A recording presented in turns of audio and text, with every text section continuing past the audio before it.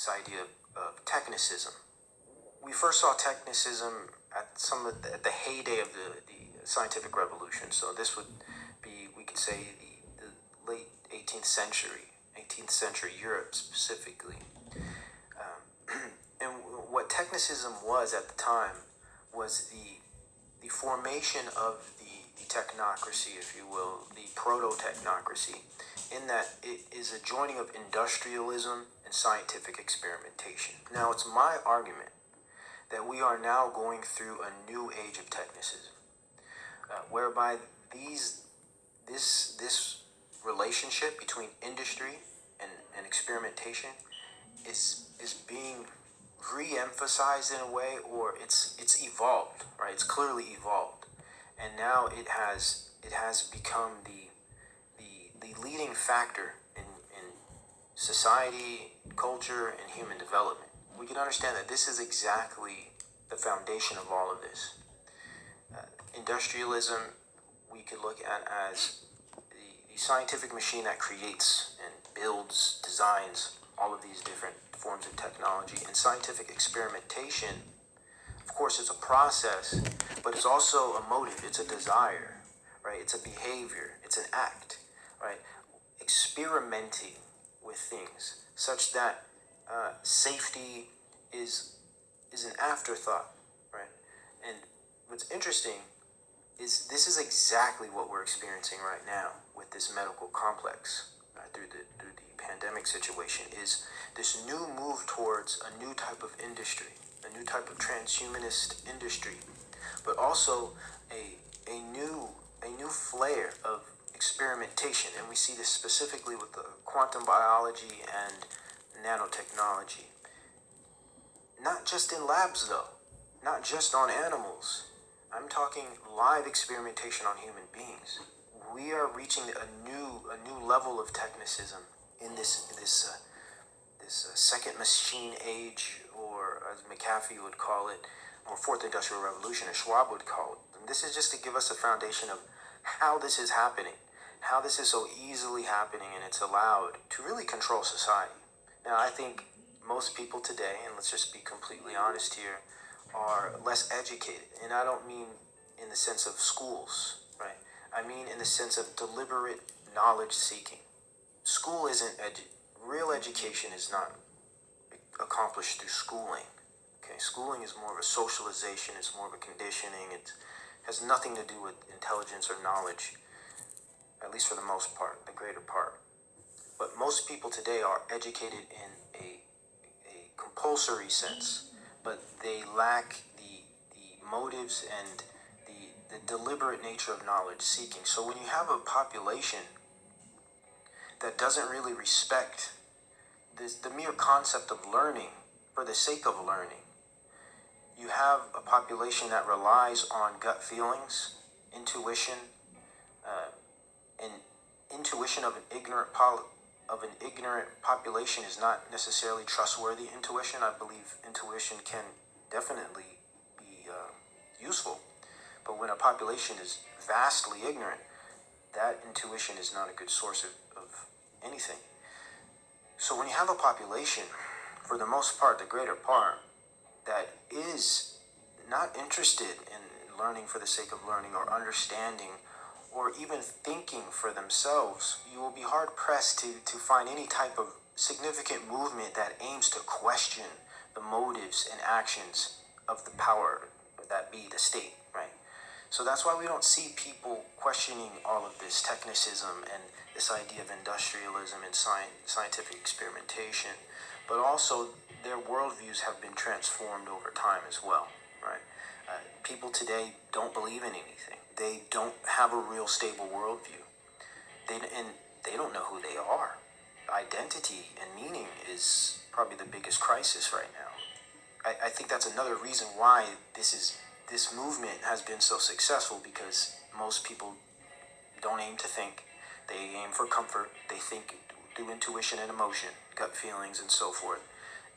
Shallow, ignorant, and also their worldviews have changed such that they're confused on what reality is, what values are. So they become, in a sense, almost like cattle, right? just to be completely honest. It's a horrible thing. I don't mean to say this, to disparage. It's just being real. So what comes of this type of technological determinism is nanotechnology, quantum physics, and brain sciences. I really see us going in the direction of, in a sense, mind-controlled, nudged, and monitored and managed population of non-beings. And we're close to that already. This whole idea of NPC and everything. People don't think for themselves, man. You give them the right foods and sugars and dopamine hits and products, and they just do what you say. And it's, say, let's go back to the Gilded Age, the late 19th century, up until the Progressive Era, up until the 40s. This is a very significant period historically, because this is when we had Woodrow Wilson, we had FDR, and we had the whole New Deal and everything. And of course we had the 2 world wars. So this time completely, and of course the Fed and everything, this time completely restructured what America ever was to begin with. And it shaped the future to come, culturally and especially technologically. Not only through actual technique and actual development of technology, but the mind state, the philosophy of technicism, this idea of industry and experimentation coming together through the backing of the state, such that they create the future. It's a deterministic future, and a culture was created out of that. Culture of materialism through positivism, the scientific method. If it's sensory based. Man is a mere element of the universe, right? Everything is equal. Man's not special in any sense. You hear this all the time in everything today. And it's this very scientific view that we're just part of the world. We don't have a special position.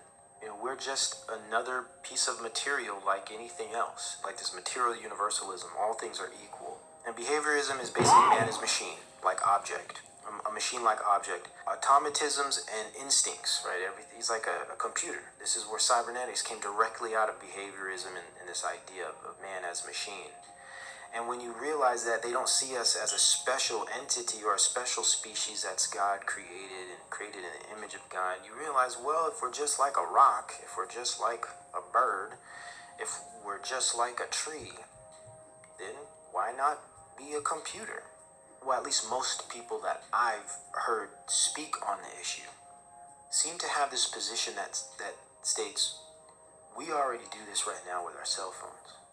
There's already records of everything we do online through cookies and so forth.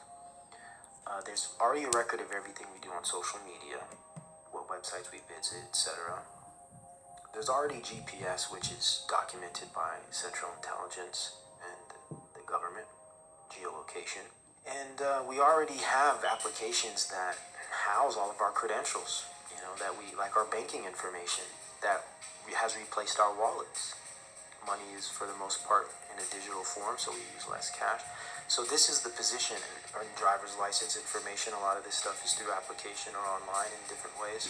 Insurance cards are digital now. So what a lot of people say, they say this, and they're like, look, so this is no different. That's the scary part. And again, this goes back to people having the inability to think critically and the inability to actually use logic when they make decisions. Now, so this is a logical fallacy, because what it fails to recognize is that though these situations are experienced through smart technology, definitely through our smart devices, they are experienced in a way that is disconnected, if you will. Now, in the ID, they'll all be connected and centralized. Not only is the format different, and we're not even going into the implantables yet, because eventually the IDs will be implanted. Let's just talk about like a QR code, because that's going to be the first step. Now everything's centralized, everything's interconnected and integrated into my QR code. It's the same thing, right? Well, clearly it's not the same thing if it's all in one little card and it's through a QR code that's accessible in a way that provides all your information in one-stop shop. So clearly it's not the same, but what's worse? Well, maybe they don't realize that these IDs are going to be working on a different, in in a different environment. It's going to be on blockchain, right? Now, the problem with this is you will have to meet certain requirements to gain access to that information. It's not just going to be at your disposal. And even your connectivity to these different sources of information will be conditional. So it's not the same thing. If you say the wrong thing on social media, if you behave the wrong way, if you step outside of the parameters of the cultural norms, today we see cancel culture. This idea of cancel culture is going to be industrialized. Almost call it the social credit system. It's going to be very similar to that. So you think it's the same thing because I could just go into my phone and do what I want already. It's not going to be the same. It's going to be a completely different system. It's going to be a new system. And they sell this concept of access. Everyone will have access under the condition that you follow the rules. What if you don't want to follow the rules? What if you like to break rules? What if you're an independent person? What if you're a true thinker? What if you don't believe the status, or you don't follow the status quo, and you don't believe in mainstream narratives? You'll be ostracized. You won't have access. In fact, you will be depersoned, vanished, and removed from the virtual world. And there's going to come a time where your virtual existence is more significant, influential, and important than your physical one. And this is how they lock you in. This is how they connect you. They lock you in through digital IDs. Now, what does that have to do with cyber attacks? Let's continue. In his talk, Blair didn't make the case for why having a digital identity was actually necessary to prevent a cyber pandemic, but rather that digital identities would be an inevitable part of the digital ecosystem. And so government should work with technology companies to protect and regulate their use. Digital ID, for me, is a very big part of the future. They repeated that. Inevitably, governments are going to move in this direction. Absolutely inevitably. And so what I think what's most important is that we, from the political side, wake up to the potential of technology and engage with the change makers inventing the technology, so that we understand it and can regulate it sensibly and not stupidly. Regulators. Let me pull up what this truly is. Check this out. So here you go, guys. This is what, in my view, this is where all of this is going. Pandemic, the current cyber attack scares. This is the goal. Why do I say that? Well, look at everything that's involved. Healthcare. Smart city access. There's the QR code for you. How are you going to be able to access restaurants? How are you going to be able to buy transportation tickets if they still exist? How are you going to function in the city, the metropolis? Better have that juice jab documentation. Telecommunications. How are you going to even use your phone or whatever they call it at that time? E-government. This is the spatial web, digital prison, right? E-government, the virtual government, where you will be controlled and dealt with, managed via remote control. Social platforms. That's where the social credit ties in. You see Twitter is already being used as a symbol. We know the beast of Twitter. E-commerce, shopping, buying and selling. Humanitarian response, travel and mobility, food and sustainability. Financial services, how you make a living. All tied in to your digital identity. What makes you think that there won't be parameters, rules, regulations, conditions that bar you from properly accessing these things when not following protocol? Digital identity, entities, devices, things, people. This is the introduction to the Internet of Bodies.